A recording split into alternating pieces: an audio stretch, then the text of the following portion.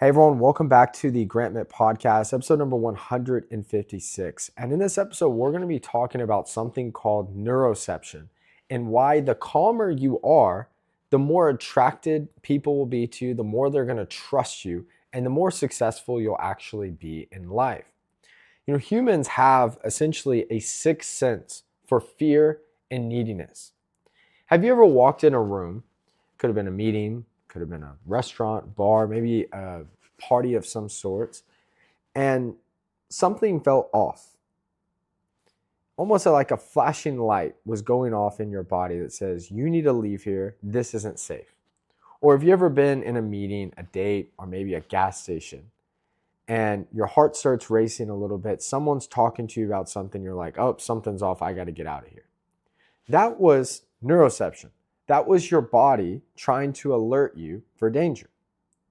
But have you ever been in either a really calm state, like for example, you're on vacation and you're just so relaxed and calm, or maybe you're just having a fantastic week at work and you walk into a restaurant or some type of environment, right, with people all around, and people are just more drawn to you.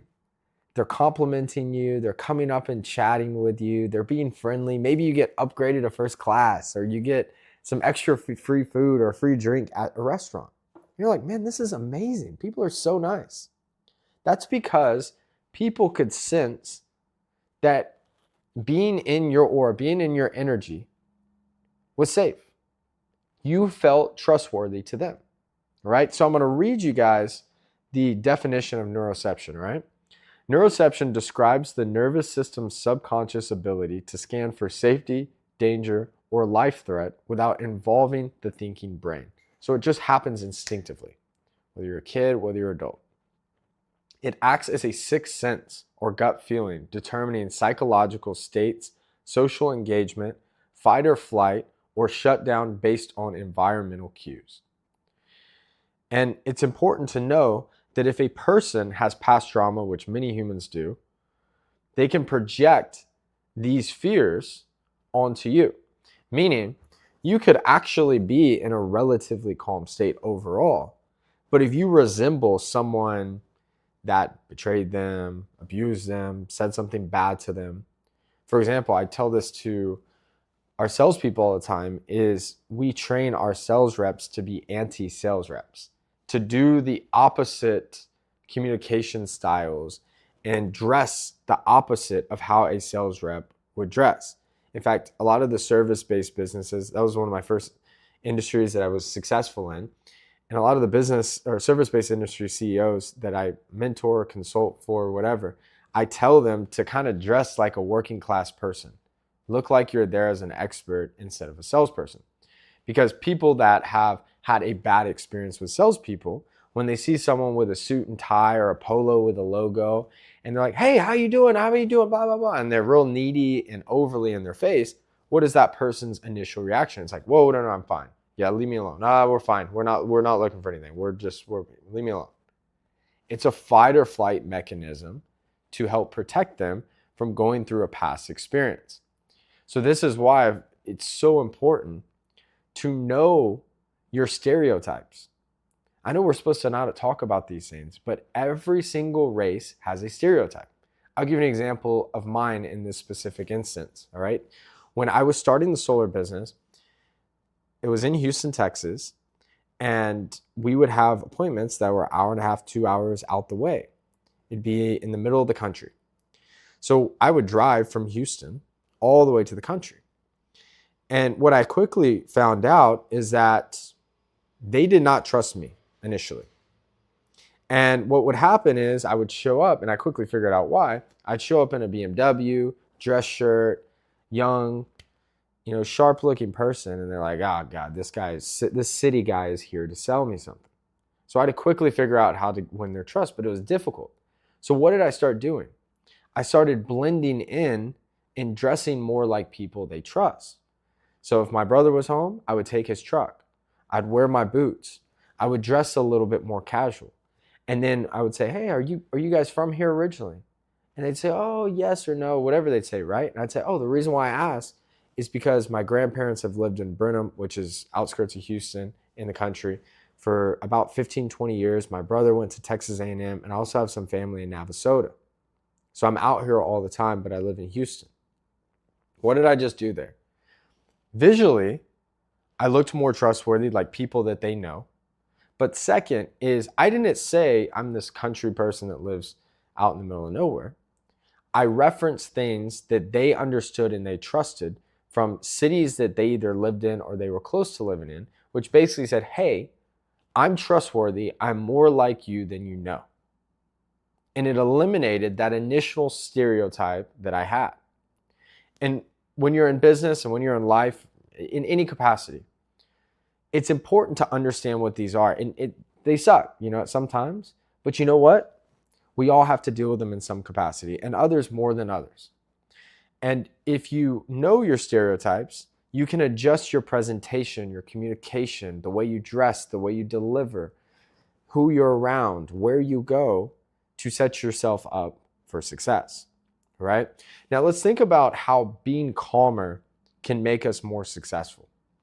Have you ever noticed that the best CEOs or the best leaders get calmer under pressure? The best quarterbacks, for example, like they've tested this on Tom Brady.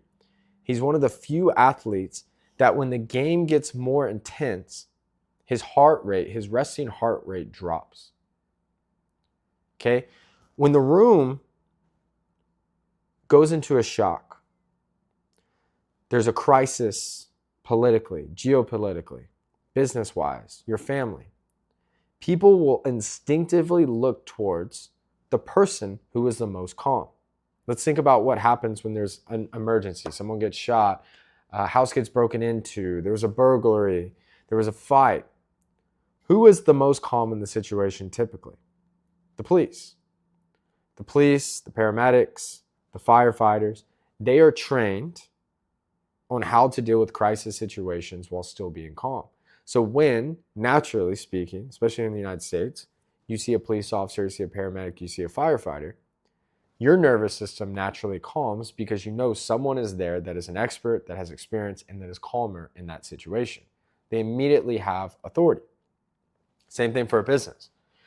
The CEO or any leader, it is always important to, in every situation, always show strength. Now, this doesn't mean you can't show that you're also human and you have feelings and emotions.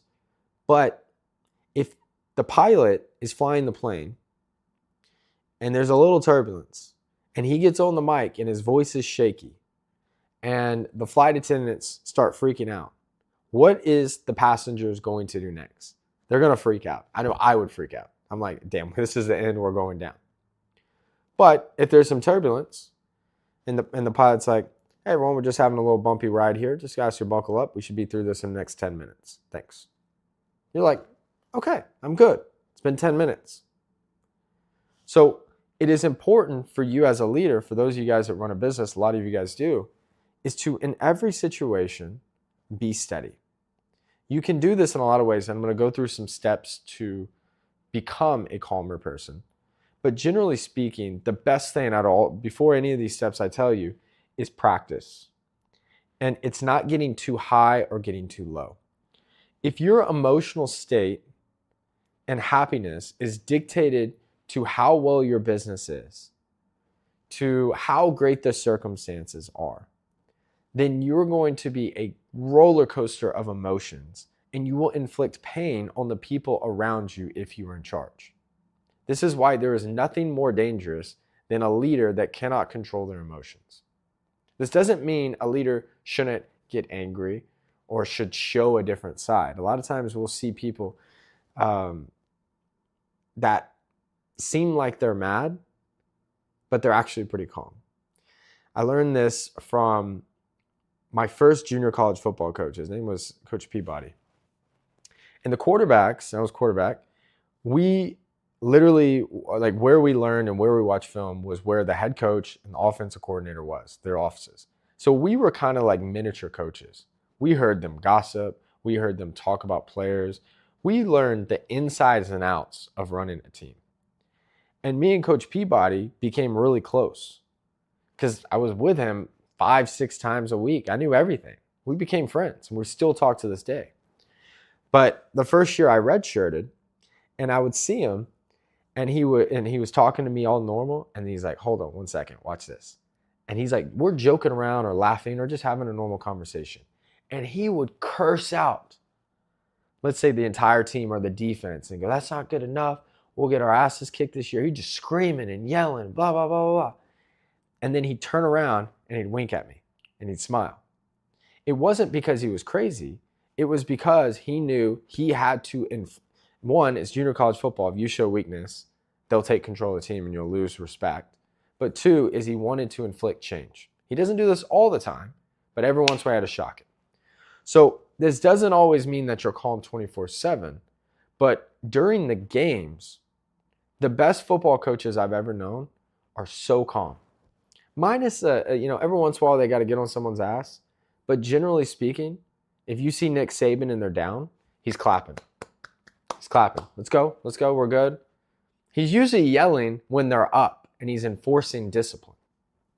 And so when you are entering meeting rooms, an interview, or any situation where someone is going to be especially reading you and talking to you and giving you their undivided attention, if you want them to trust you, close more deals, attract better people, be so relaxed and mellow. People won't even know what it is. They'll just trust you.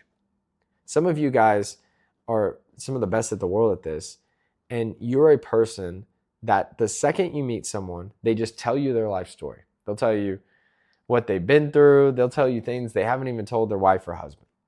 The reason is you're so calm and non-judgmental that people feel safe around you. It's an incredible skill. It's the ability to break people's preoccupation. Preoccupation means, for example, a person's walking into a store. We're not going to buy anything. We're here for 10 minutes. And then the second the salesperson goes, hey, can I help you with something? No, we're fine. Thank you. That's a preoccupational state. Okay, breaking that person's state in that instant would be to have them walk in and ignore them and let them look around for a little bit and notice something about their hat or their accent or something and ask them a question completely not related to anything in that store and go, hey, I noticed your hat. Did you go to Texas A&M? Oh yeah, I did. Why, did you go? No, my mom and dad actually went there. What year did you graduate? And now they're laughing and talking to you and you have a full-blown conversation. And now they're like, I really like this person. I trust them. And then you go, what were you in here looking for? Or did you find anything? Do you want me to help you try on something on? Yeah, I wasn't going to buy anything, but I really like this jacket. Why don't we go try it on real quick? And now they end up buying something. It's because they trusted you. You had a calm, relaxed demeanor. Okay, so a lot of times you might be saying the script right. You may be pitching people right. You've gone on all these dates or hung out with people or networking. But the reason why things weren't working out was not because you weren't a successful or intelligent or capable person, but because you were in a needy state or you had fear or anxiety and anxiousness. And people felt that and they said, I don't know what it is, but something's off. And their body pulled themselves away from you. And it might have been completely wrong for them to do that, but it's a natural human instinct. All right, so let's talk about how to be calmer. And this is also a great ChatGPT question because each one of you guys have a different personality, different backgrounds, different traumas. And if you give ChatGPT a 5 or 10 minute explanation on how you want to become calmer and the things you've been through and your skill sets and your weaknesses, it can probably give you even more detail. But I want to kind of give you the cliff notes here because I want you always to think for yourself, all right? So the first thing is not even a technique. It's simply never entering a room trying to prove something ever again. That's number one. Don't go into a meeting, an interview, when you see friends, when you're out and about wherever you live, trying to prove yourself or trying to be liked. Ever. I don't want to say don't care, but just don't be attached to seeking the approval of others. If you have your approval and God's approval and your family's approval, you don't really need anything. Because if you just act like yourself, the right people will come and stay and they'll love you. You can mess up and do the wrong thing and they're still just going to love you. They may think it's funny. Okay? So enter each room, each meeting, each interview, every situation from a place of giving. So if you're there and you can help people, help them. But if not, it's no big deal. Essentially remove your expectation to the situation. Because a lot of times what I've learned is we think we want something so bad. Have you ever liked someone? Think about when you're in high school. Did you ever like a guy or girl that you thought was the world? You're like, man, I want to date them. I want to, marry them or whatever. And it didn't work out. Maybe something bad happened, like you got cheated on or something bad happened. But I want you to think about now, would you marry or date that person today? The answer is probably no. They may not even be good looking anymore. So you might have thought that that person was the greatest thing ever, but as time passed, they ended up not being it. So just because you instinctively or initially want a job, want to start this business, or want to date this person, I'm not saying it could 100% work out, definitely. But being needy towards it is going to not only repel it, but it may accidentally put you in a situation that you don't need to be in. So what's the point? You should go into it, relaxed, detached, and just let it flow naturally. And if it's meant to be, it will work out. Right? The second thing is to meditate. Meditation has so many different scientific improvements to a brain. Helps you live longer, reduce Alzheimer's, helps you become more creative, reduces anxiety, depression, and stress. But it's going to calm your nervous system. It's going to quiet that endless chatter in your mind and give you back the keys to your thoughts. This will help you enter a room without attachment. This will help you give a speech, a sales pitch, an interview in a much calmer state. Because for that 10 minutes, 5 minutes, 20 minutes, however long you meditate, each day or each week, you are training your brain to be calmer. You are training yourself to be in control of your thoughts. A lot of times anxiety and stress and ADHD are actually trained behaviors that we've had since we were little kids. We've been training ourselves to be distracted from Instagram, from Snapchat, from the internet, from TV. So it's like when you can give yourself that time back, you're going to be a calmer, more centered, and detached person, therefore allowing yourself to make better decisions and ultimately become happier. Okay? Next thing is to work out 3 to 5 times per week. There is endless studies on the benefits of working out, so much so that now they're seeing that the number one thing that helps you live longer is muscle mass. For example, when someone's about to go, what almost always happens? They always start falling everywhere. And so if you're working out, not only does it balance your hormones, help you think clear. For men, it lifts your testosterone. Women, it balances your hormones. Your skin looks better. You become more attractive. Literally, your face changes. But you become calmer in almost every situation. It's so important for our bodies. And I think that's one of the reasons why Gen Z and millennials are aging much better than boomers did, because they're so health focused. Every single person I know is doing Pilates, is working out, is in run clubs, is taking care of their health. And so if you're working out 3 to 5 times a week, if not more, and you're taking care of your health, you're gonna be more centered. Because if you look good, you feel good, they pay good, all right?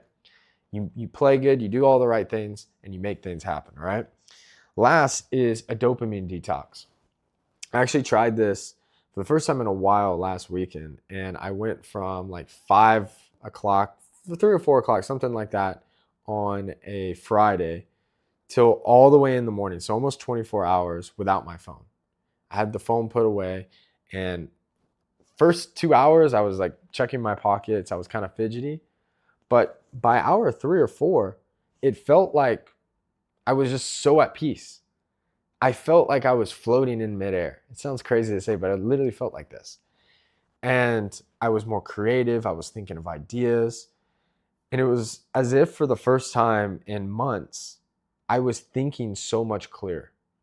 And I'm self-proclaimed ADHD. I've never got on, the meds to do it because I'm just against all that stuff. But it felt like my ADHD was going away. I just was able to focus better. I felt clear, more centered, and refocused.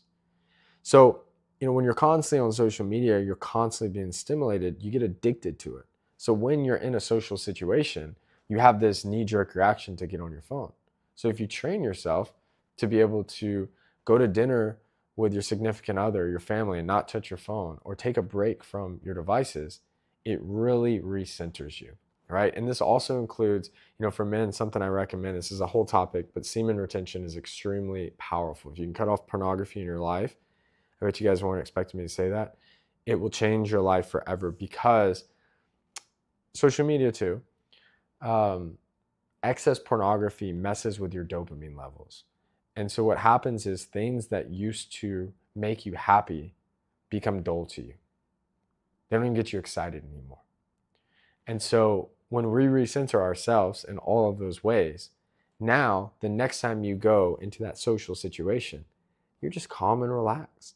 You're not there to please anybody. You're focused. You're present in the moment. And you will start noticing. I'm telling you guys, like, you start doing these things, 72 hours, you're going to start noticing a difference. Maybe less. People are going to start staring at you because they'll feel your energy. They'll start saying hi. They'll start asking how your day is. They'll strike up conversations simply because they instinctively trust you more. So I hope you guys enjoyed this podcast. Guys, if you did, please comment and like and subscribe. Every time you do, it pushes it out to the algorithm. If you guys are an entrepreneur, each week on Tuesday, I have weekly workshops in a private business community. You get free for 7 days. If you guys would like a spot, click the link below. Other than that, rooting for you guys always. We'll see you guys again for the next episode. Hope you guys have an incredible week. Much love.